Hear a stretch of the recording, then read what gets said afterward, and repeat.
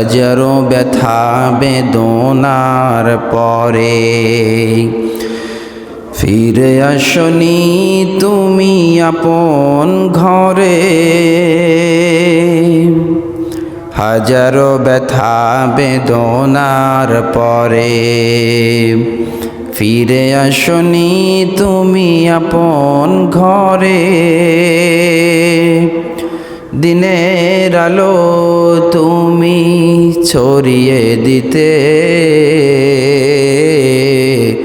চলে গেলে মদিনায় মক্কা ছেড়ে। হে রাসূল তোমাকে ভুলি আমি কেমন করে। হে রাসূল তোমাকে বলি আমি কেমন করে। খেয়ে না খেয়ে তুমি দিন প্রচারের কাজে নিজেকে দিয়েছ বিলিয়ে। খেয়ে না খেয়ে তুমি দিন প্রচারের কাজে নিজেকে দিয়েছ বিলিয়ে। তায়েফের কাফেরেরা চিনল না এ আলো, দুষ্টু ছেলেদের পিছু দিল লেলিয়ে। হে রাসূল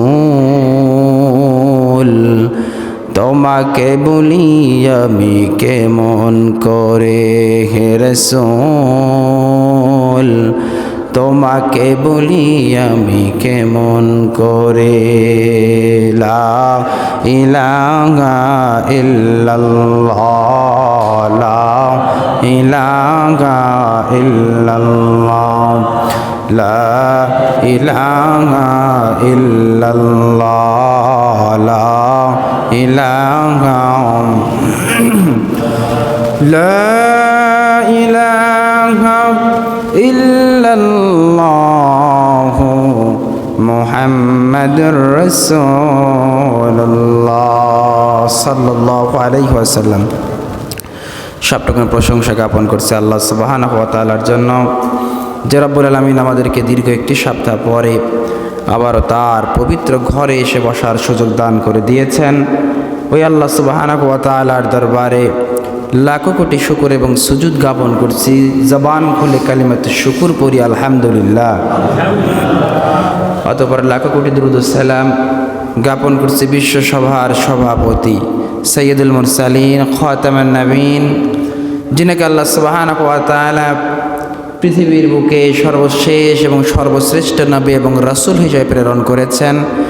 ওই নবী পাকের উপরে দুরূদ ও সালাম জ্ঞাপন করছি। জবান খুলে পড়ুন সাল্লাল্লাহু আলাইহি ওয়াসাল্লাম।